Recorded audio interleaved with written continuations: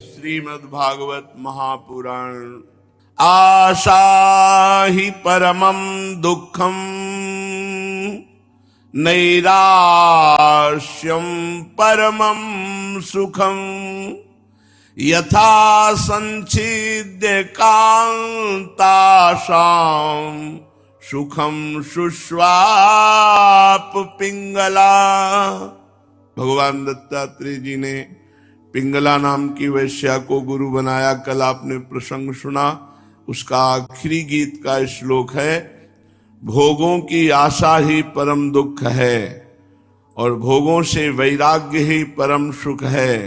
क्योंकि जब पिंगला ने अन्य पुरुषों की आशा का त्याग कर दिया तो वो शांति से सुखपूर्वक शयन कर पाई। इसीलिए जिसको शांति चाहिए, सुख चाहिए, परम आनंद चाहिए, वो भोगों की दुराशा का त्याग करके एकमात्र सच्चिदानंद भगवान के चिंतन में निरंतर रहे तो सब परमानंद की प्राप्ति हो जाएगी। भगवान अवधूत दत्तात्रेय जी ने कुरर पक्षी को भी गुरु रूप से स्वीकार किया। क्योंकि मनुष्य जो वस्तुएं प्रिय लगती हैं, अपने को अनुकूल लगती हैं, ऐसा लगता है ये खूब अधिक मात्रा में हमारे पास हो, इसलिए वो संग्रह करता है। प्रिय वस्तुओं का संग्रह करना मनुष्य का स्वभाव बन जाता है। वो वस्तुएं इकट्ठा करता है सुख के लिए, लेकिन परिणाम हर वस्तु का दुख ही होता है, क्योंकि नाशवान वस्तु है। और यह सब दुखालय में कोई भी सुख देने वाली वस्तु नहीं, सुखाभास है, सुख नहीं है, सुखाभास है। सोचो, जिस सुख के आभास में आप पूरा जीवन व्यतीत कर रहे हो, अगर वो वास्तविक सुख मिल जाए तो कैसा होगा। तो बुद्धिमान पुरुष को चाहिए कि भोगों में सुख है ऐसी धारणा त्याग दे और भोगों का संग्रह त्याग दे। क्योंकि संग्रह ही मृत्यु का कारण है, संग्रह ही आगे जन्म का कारण है। जब हम बार बार इन वस्तुओं में आसक्त हो जाते हैं देह भाव से, तो देह की मृत्यु को हम मृत्यु स्वीकार कर लेते हैं। फिर हम जिन जिन वस्तु व्यक्ति में राग करते हैं, उसी के परिणाम स्वरूप हमारा अगला जन्म होता है। शरीर तो नाशवान है ही, इससे जो वस्तुएं भोगी जाती हैं वो भी नाशवान है, तो इनसे मिलने वाला सुख भी अविनाशी कैसे हो सकता है, वो भी तो नाशवान ही रहेगा। इसलिए शरीर की तो बात ही अलग, मन से भी किसी वस्तु का संग्रह न करें, सुखपूर्वक परमात्मा की प्राप्ति करें। ये कुरर पक्षी से भगवान दत्तात्रेय जी ने शिक्षा ली। वो अपनी चोंच में मांस का टुकड़ा लिए हुए बाज पक्षी वो जा रहा था, दूसरे पक्षियों ने उस पर आक्रमण कर दिया। उसने देखा कि इस आक्रमण का कारण मांस है, छोड़ दिया, तो सब जाके उस मांस पे टूट पड़े। वो स्वतंत्र रूप से सुखपूर्वक आगे उड़ गया। इससे शिक्षा ली कि जो विरक्त होकर के भगवत मार्ग का पथिक होकर भोगों का संग्रह करता है, तो फिर भोगी पुरुषों के द्वारा आक्रमण होता है। यदि उन भोग सामग्रियों का त्याग करके निर्विकार भाव से परमात्म चिंतन में रहे तो उसका बाल बांका भी नहीं हो सकता। ये बाज पक्षी से भगवान दत्तात्रेय जी ने शिक्षा ग्रहण की। मुझे मान या अपमान या कोई सुख दुख इसका ध्यान ही नहीं रहता। भगवान दत्तात्रेय जी महाराज यदु को बता रहे हैं कि मान और अपमान, सुख दुख, इसका मुझे भान ही नहीं रहता। क्योंकि मान अपमान सुख दुख का भान शरीराभिमानी जीव को होता है, और ये शरीर भाव के त्यागी तो स्वयं भगवान है, पर जो स्थिति है वो स्वरूप स्थित है, आत्मस्वरूप में स्थित है। इसलिए कह रहे मुझे मान या अपमान में कोई फर्क नहीं पड़ता। घर परिवार वालों को जो चिंता होती है भरण पोषण के लिए, वो मुझे कोई चिंता नहीं है। मैं अपने आत्मा में ही रमता हूं, मैं अपने साथ क्रीड़ा करता हूं, किसी और के साथ नहीं। अर्थात आत्म क्रीड़ा, आत्मावान, आत्मरति। मैंने ये शिक्षा बालक को गुरु बना के ली। जैसे बालक अकेला खेल रहा है, मल में खेल रहा है या अपवित्र वस्तुओं में खेल रहा है या पवित्र वस्तुओं में, उसको कोई भान नहीं रहता। बालक को अब मान अपमान का भान नहीं रहता, सुख दुख का भान नहीं रहता, अच्छी बुरी वस्तुओं का भान नहीं रहता। ऐसे ही जो सिद्ध महापुरुष हो बालकवत हो जाता है, उसकी बालकवत क्रीड़ा होती रहती, इसीलिए कोई जल्दी समझ नहीं पाता है कि कितनी उच्च कोटि के महापुरुष हैं। बालकवत महापुरुष होते हैं। तो हमने बालक को गुरु बनाकर शिक्षा ली कि मान अपमान का, शरीर पोषण का या अपवित्र पवित्र का जैसे बालक को भान नहीं होता, ऐसे सिद्ध पुरुष को भान नहीं होता। अतः मैं बालक के समान बड़ी मौज से रहता हूं, दत्तात्रेय जी कहते हैं। इस जगत में दो ही प्रकार के व्यक्ति परमानंद में हैं। एक तो अभी जो बच्चा जिसका ज्ञान का विकास नहीं हुआ, और वो जो ज्ञान की चरम सीमा में पहुंच चुका है, गुणातीत हो चुका है। दो ही आनंद में, बीच में तो सब पिस रहे हैं। फिर दत्तात्रेय जी ने कुमारी कन्या को गुरु बनाया। कुमारी कन्या को किस रूप में गुरु बनाया? एक कुमारी लड़की थी और उसके घर के लोग बाहर गए थे और उसके वरण करने वाले लोग उसके घर आए। अब वो देखा कि घर में तो आतिथ्य सत्कार के लिए भोजन की सामग्री नहीं। वो भोजन कराने के लिए धान कूटने लगी। उसकी कलाइयों में जो चूड़ियां थी वो बज रही थी। इससे सूचना हो रही थी कि घर में कुछ खाने को नहीं है, धान कूटा जा रहा है। उस कुमारी ने 2 चूड़ियों को तोड़ दिया, 2 बची। फिर भी 2 चूड़ियां रहने पर बज रही थी धान कूटने में, तो एक एक करके सब चूड़ी तोड़ डाली। जब दोनों कलाइयों में केवल 1 चूड़ी रह गई, एक एक, तो आवाज नहीं हुई। रिप दमन। उस समय लोगों का आचार विचार निरखने परखने के लिए मैं वहां भ्रमण कर रहा था। तो मैंने कुमारी कन्या से शिक्षा ली कि जब बहुत लोग एक साथ रहते हैं तो कलह की संभावना रहती है। 2 आदमी रहते हैं तो बातचीत होती है। इसलिए कुमारी कन्या किस तरह जैसे उसने सब चूड़ियां तोड़ दी, केवल एक एक चूड़ी रखी, ऐसे विरक्त को, परमहंस को, भगवत मार्ग के पथिक को अकेला असंगो हम पुरुषा, न किसी से दोस्ती न किसी से दुश्मनी, असंग रहे। ये मैंने शिक्षा ली। फिर मैंने बाण बनाने वाले को गुरु बनाया। बाण बनाने वाले से सीखा कि अपने कार्य में इतना तन्मय होना चाहिए कि पास में चाहे नगाड़ा बजे हमको सुनाई न दे। अपने लक्ष्य में इतना दृढ़ होना चाहिए। वैराग्य के और अभ्यास के द्वारा प्राणवायु को जीत करके इतना एकाग्र हो जाना चाहिए कि बाहर चाहे जितना धूम मचे, आप आंख मूंद लें तो बस फिर खत्म, कोई इंद्रिय आपकी चंचलता प्रकट न कर पावे। जब परमानंद स्वरूप परमात्मा में मन स्थिर हो जाता है तब सब इंद्रियां शांत हो जाती हैं। बीच बाजार में बैठे भी वो समाधिस्थ हो जाएगा। कर्म वासनाएं जब धुल जाती हैं, सतोगुण की वृत्ति बढ़ जाती है, रजोगुण तमोगुण की वृत्तियां छूट जाती हैं, तो वो शांत हो जाता है। जैसे बिना ईंधन के अग्नि शांत हो जाती है।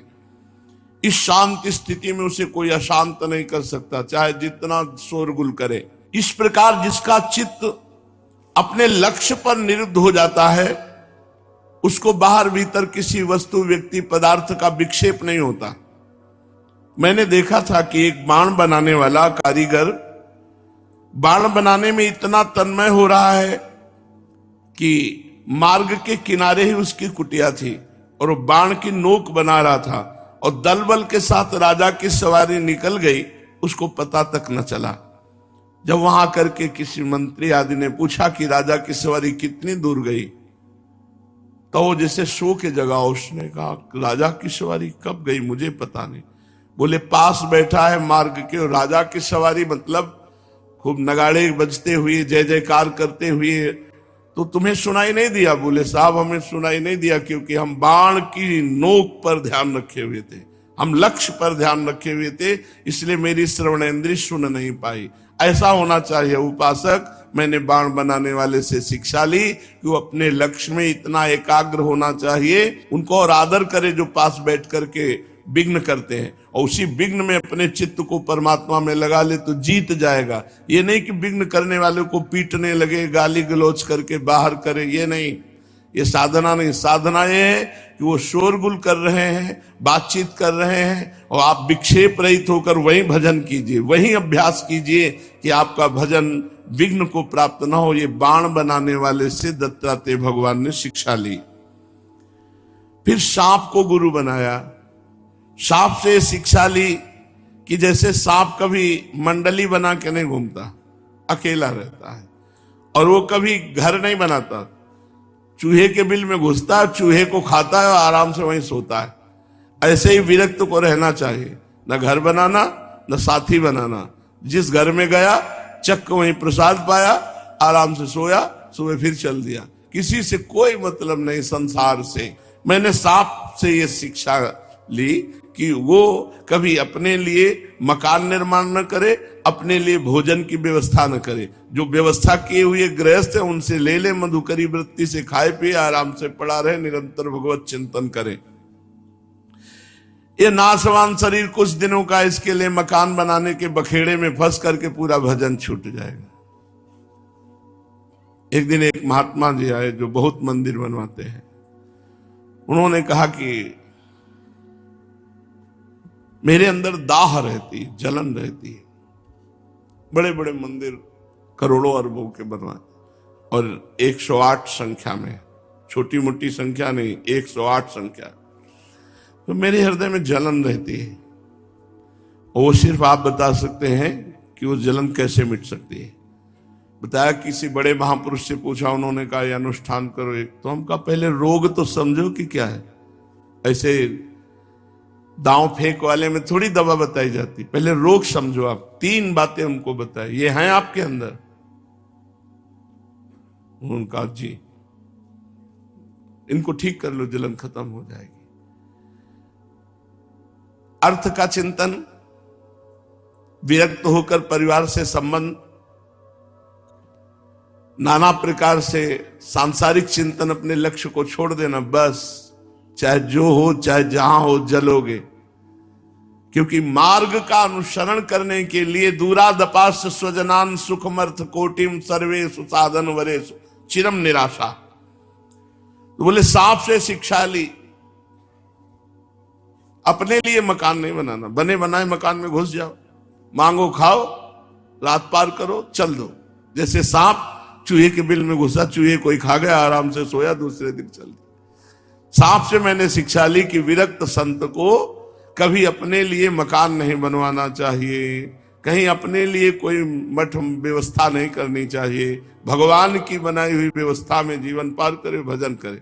अपने नाम न 1 इंच जमीन हो, न 1 रुपया हो, न 1 मित्र हो, न 1 शत्रु हो। पूरे जीवन ये सावधानी रखे। इस अनित्य शरीर के लिए घर बनाने के बखेड़े, भैया कुछ भी बनाओ, अहंकार चिपक जाता है। हमारे इतनी प्रॉपर्टी, हमारे इतने मठ, हमारे इतने मंदिर, यही तो मिटाने के लिए बाबा जी भय थे। हमारा कुछ नहीं भगवान के सिवा, बस श्री जी के सिवा कुछ नहीं। तो बात बन गई, श्री जी के सिवा कुछ भी है तुम्हारा, वही तुम्हें ले जाएगा अगले जन्म में। तो हमने सांप से शिक्षा ली, फिर मकड़ी से शिक्षा ली, मकड़ी को गुरु बनाया।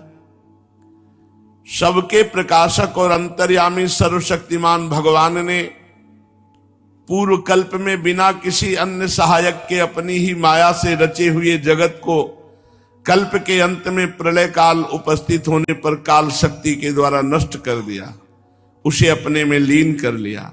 सजाति विजाति स्वगत भेद से शून्य अकेले ही शेष रह गए। भगवान सबके अधिष्ठान हैं, सबके आश्रय हैं, परंतु स्वयं भगवान का आश्रय कोई नहीं। भगवान स्वयं अपने आधार से हैं, उनका कोई आधार नहीं।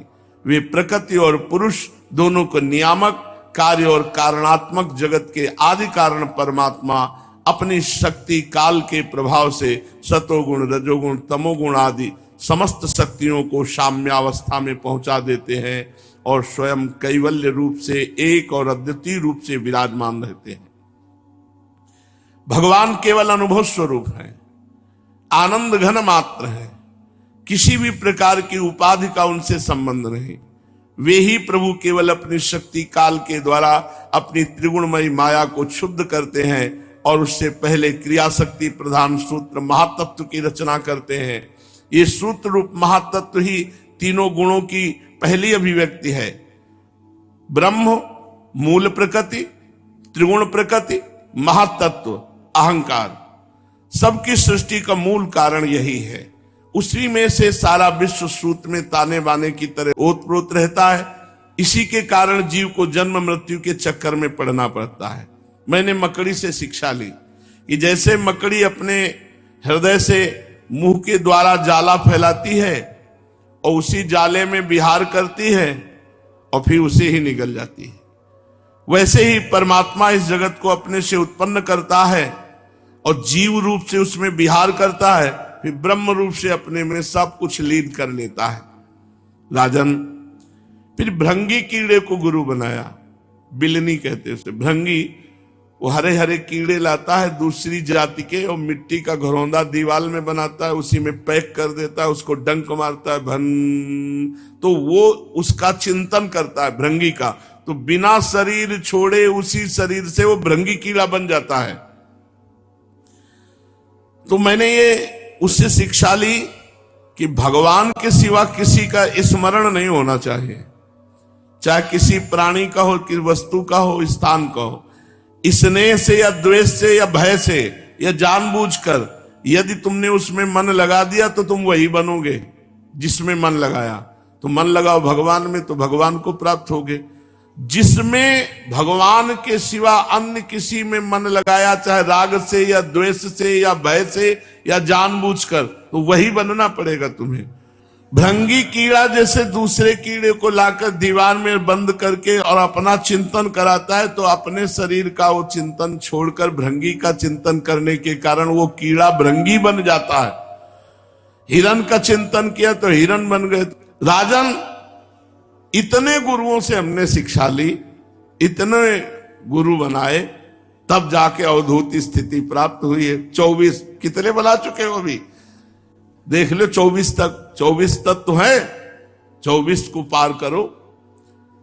लेकिन दीक्षा गुरु नहीं कहा, शिक्षा गुरु। हमें जहां भी अच्छी बात मिले हमें स्वीकार कर लेना। देखो, पिंगला वैश्या से भी स्वीकार कर ली, बाज पक्षी से भी, अजगर से भी, पशु पक्षियों से भी शिक्षा ले ली। तो हमें चाहिए कि हमें भगवत प्राप्ति के योग्य जहां से बात मिले हम गुरु स्वरूप भाव रख करके शिक्षा गुरु मानकर उससे ले। लेकिन दीक्षा गुरु वो 24 नहीं होते, वो एक ही होते हैं। तो वो गुरुदेव बदलने नहीं चाहिए बार बार। एक बार दीक्षा गुरु का वर्ण कर ले तो शिक्षा चाहे 50 जगह ले ले, लेकिन दीक्षा का गुरु बार बार बदला नहीं जाता।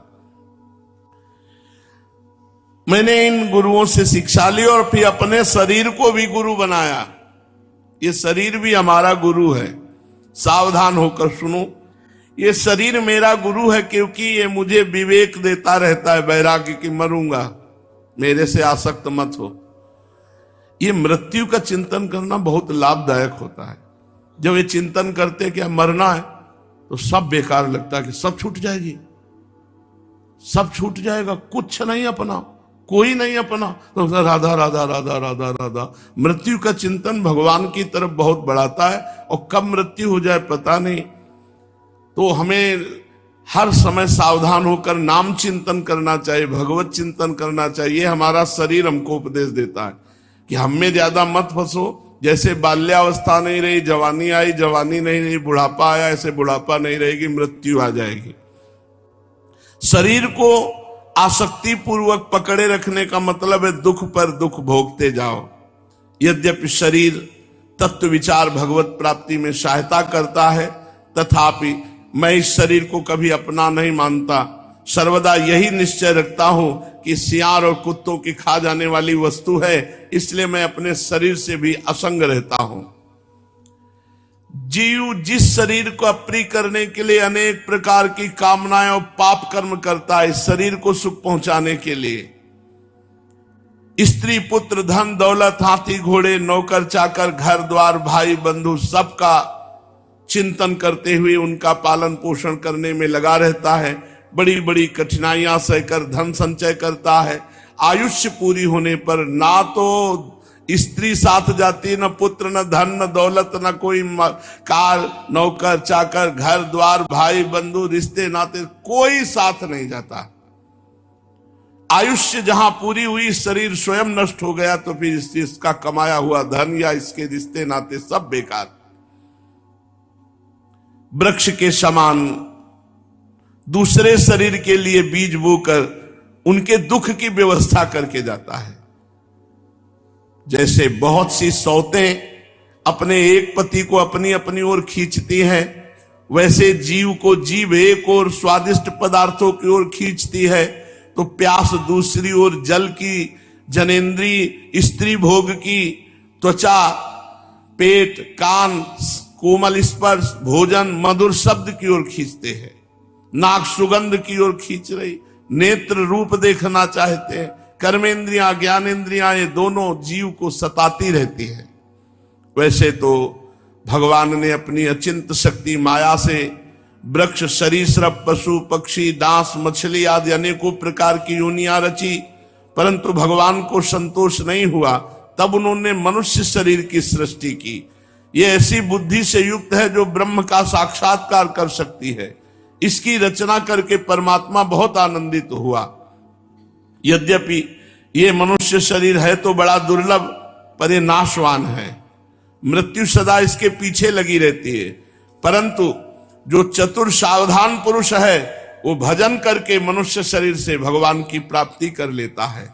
इसलिए बुद्धिमान पुरुष को चाहिए कि शीघ्र से शीघ्र मृत्यु आने के पहले मोक्ष प्राप्त कर ले, भगवत प्राप्ति कर ले। इस जीवन का मुख्य उद्देश्य भगवत प्राप्ति है। विषय भोग तो किसी भी योनि में भोगे जा सकते हैं, इसलिए विषय भोगों के भोगने में इस दिव्य मनुष्य शरीर को खो नहीं देना चाहिए, इसे भजन में लगाना चाहिए। राजन, यही सब सोच विचार कर मुझे जगत से वैराग्य हो गया। मेरे हृदय में ज्ञान विज्ञान की ज्योति जगमगाती रहती है, ना तो कहीं मेरी आसक्ति है और न कहीं अहंकार। अब मैं स्वच्छंद रूप से इस पृथ्वी में विचरण करता हूं। राजन, अकेले गुरु से ही यथेष्ट और सुदृढ़ बोध नहीं होता, उसके लिए अपनी बुद्धि भी लगानी होती है। बुद्धि से कुछ सोच समझ करके आवश्यकता है चलने की। देखो, ऋषियों ने एक ही अद्वितीय ब्रह्म को अनेकों प्रकार से गान किया है। यदि तुम स्वयं विचार कर निर्णय ना करोगे तो ब्रह्म के वास्तविक स्वरूप को कैसे जान पाओगे। भगवान श्री कृष्ण जी कहते हैं, उद्धव, गंभीर बुद्धि अवधूत दत्तात्रेय ने राजा यदु को इस प्रकार उपदेश किया। यदु जी ने उनकी पूजा और वंदना की। दत्तात्रेय जी उनसे अनुमति लेकर बड़ी प्रसन्नता से इच्छानुसार विचरण करने लगे। हमारे पूर्वजों की भी पूर्वज राजा यदु अवधूत दत्तात्रेय जी की बात सुनकर समस्त आसक्तियों से छुटकारा पा गए और समदर्शी हो गए। इसी प्रकार उद्धव, तुम्हें भी समस्त आसक्तियों का परित्याग करके समदर्शी होना चाहिए। भगवान श्री कृष्ण ने कहा, प्यारे उद्धव, साधक को चाहिए कि सब तरह से मेरी शरण में रहे, सब तरह से, चाहे धन, मकान, घर, परिवार, जो भी सब कुछ, सब हरिः शरणम त्वदीयं वस्तु गोविंदम तुभ्यमेव समर्पये। और गीता, पांचरात्रादि मेरे द्वारा जो उपदिष्ट हैं, मैंने जो उपदेश किया है, अपने धर्मों का सावधानी के साथ पालन करें। साथ ही जहां तक उनसे विरोध न हो वहां तक निष्काम भाव से अपने वर्ण, आश्रम और कुल के अनुसार सदाचार का भी अनुष्ठान करें। निष्काम होने का उपाय यह है कि स्वधर्मों का पालन करने से शुद्ध हुए अपने चित्त में विचार करे कि जगत के विषयी प्राणी शब्द, स्पर्श, रूप आदि विषयों को सत्य समझकर उनकी प्राप्ति के लिए जो प्रयत्न करते हैं, उसमें उनका उद्देश्य ये होता है कि सुख मिले, परंतु मिलता है दुख। इसके संबंध में ऐसा विचार करना चाहिए कि स्वप्नावस्था में और मनोरथ करते समय जागृत अवस्था में मनुष्य मन ही मन अनेकों प्रकार के विषयों का अनुभव करता है, परंतु सब व्यर्थ, झूठे होते हैं। जैसे स्वप्न में सब विषय झूठे, ऐसे कल्पना के सब झूठे, ऐसे जागृत के सब झूठे। मरोगे तो पता चलेगा, या ज्ञान हो जाए तो पता चल जाए। वैसे ही इंद्रियों के द्वारा होने वाले भेद बुद्धि ये व्यर्थ है, क्योंकि इंद्रियजन्य नाना वस्तु विषयक होने के कारण ये स्वप्न की तरह असत्य है। जो पुरुष मेरी शरण में है उसे अंतर्मुख करने वाले निष्काम नित्य कर्म करने चाहिए। उन कर्मों को बिल्कुल परित्याग कर देना चाहिए जो बहिर्मुख बनाने वाले अथवा सकाम हो। जब आत्मज्ञान की उत्कृष्ट इच्छा जाग उठे तब कर्म संबंधी विधि विधानों का भी आदर नहीं करना चाहिए। अहिंसा आदि यमों का तो आदर पूर्वक सेवन करना चाहिए, परंतु शौच पवित्रता आदि नियमों का पालन शक्ति के अनुसार और आत्मज्ञान के विरोधी न होने पर ही करना चाहिए। जिज्ञासु पुरुष के लिए यम और नियमों के पालन से भी बढ़कर आवश्यक बात है कि अपने गुरुदेव को, जो मेरे स्वरूप को जानने वाले और शांत स्वरूप हो, मेरा ही स्वरूप समझकर गुरुदेव की सेवा में रहे। शिष्य को कभी अभिमान नहीं करना चाहिए, शिष्य को कभी किसी से ईर्ष्या नहीं करना चाहिए, शिष्य को किसी का बुरा नहीं सोचना चाहिए, शिष्य को हर कार्य में कुशल होना चाहिए। उसे गुरु सेवा में कभी आलस्य छू न जाए, उसकी गुरु के सिवा किसी से ममता ना हो, गुरु चरणों में दृढ़ अनुराग हो। कोई काम गुरुदेव का करना है तो हड़बड़ा के नहीं, बड़ी सावधानी से सोच समझकर उसे सम्यक पूरा करे। सदैव परमार्थ के संबंध में ज्ञान प्राप्त करने की इच्छा बनाए रखे, किसी के गुणों में दोष ना निकाले, व्यर्थ की बात ना करे। उपासक का परम धन है आत्मा, इसलिए वो स्त्री, पुत्र, घर, खेत, स्वजन और धन आदि संपूर्ण पदार्थों में एक सम परमात्मा को देखे, किसी में कुछ विशेषता का आरोप करके उससे ममता न करे और उदासीन रहे। उद्धव, जैसे जलने वाली लकड़ी से उसे जलाने और प्रकाशित करने वाली अग्नि सर्वथा अलग है, ठीक वैसे ही विचार करने पर पांचभूतों से बने स्थूल शरीर, मन बुद्धि आदि सूक्ष्म शरीर और स्वभाव, ये सब हमारे स्वरूप नहीं। जैसे अग्नि अलग है लकड़ियों से, ऐसे ही आत्मा अलग है इन तीन शरीरों से, स्थूल सूक्ष्म कारण। ये दृश्य है, ये जड़ है, और आत्मा दृष्टा है, चैतन्य है। आत्मा उनको जानने और प्रकाशित करने वाला साक्षी स्वयं प्रकाश है। शरीर अनित्य है, नाशवान, शरीर अनेक है, शरीर जड़ है, पर आत्मा नित्य है, अविनाशी, चेतन है, प्रकाश स्वरूप और एक है। इस प्रकार देह की अपेक्षा आत्मा में महान विलक्षणता है, अतएव देह आत्मा से भिन्न है। जब आग लकड़ी में प्रज्वलित होती है तब लकड़ी की उत्पत्ति, विनाश, बड़ाई, छोटाई, अनेकता आदि सभी गुण वो स्वयं स्वीकार कर लेती है। परंतु सच पूछो तो लकड़ी के उन गुणों से आग का कोई संबंध नहीं। वैसे ही जब आत्मा अपने को शरीर मान लेता है तब वो देह के साथ जड़ता, अनित्यता, स्थूलता, अनेकता आदि गुणों से सर्वथा रहित होने पर भी ऐसा जान पड़ता है कि उनसे युक्त है। ईश्वर के द्वारा नियंत्रित माया के गुणों ने ही सूक्ष्म और स्थूल शरीर का निर्माण किया है। जीव को शरीर और शरीर को जीव समझ लेने के कारण ही स्थूल शरीर के जन्म मरण और सूक्ष्म शरीर के आवागमन का आत्मा पर आरोप किया जाता है। जीव को जन्म मृत्यु रूप संसार भ्रम का अध्यास शरीराभिमान के कारण हुआ है। अतः आत्मज्ञान के द्वारा इस जड़ शरीर की आसक्ति को काट देना चाहिए। प्यारे उद्धव, इस जन्म मृत्यु का और कोई कारण नहीं है, केवल अज्ञान कारण है ये कि मैं शरीर हूं, बस इसी से जन्म मृत्यु परंपरा चल रही। इसलिए उपासक को चाहिए अपने वास्तविक स्वरूप को, आत्मा को जानने की इच्छा करनी चाहिए। अपना वास्तविक स्वरूप समस्त प्रकृति और प्राकृत जगत से अतीत है, द्वैत की गंध से रहित है, अपने आप में ही स्थित है। इस आत्मा का कोई आधार नहीं है, वो सबका आधार है। धीरे धीरे अपने स्वरूप को जानकर स्थूल शरीर से, सूक्ष्म शरीर से, कारण शरीर से सत्यत्व बुद्धि हटा दो, इनको क्रमशः मिटा दो, बस जीवन मुक्त हो गए। यज्ञ में जब अरण्य मंथन करके अग्नि प्रज्वलित करते हैं तो ऊपर नीचे 2 लकड़ियां रहती हैं और बीच में मंथन काष्ठ रहता है।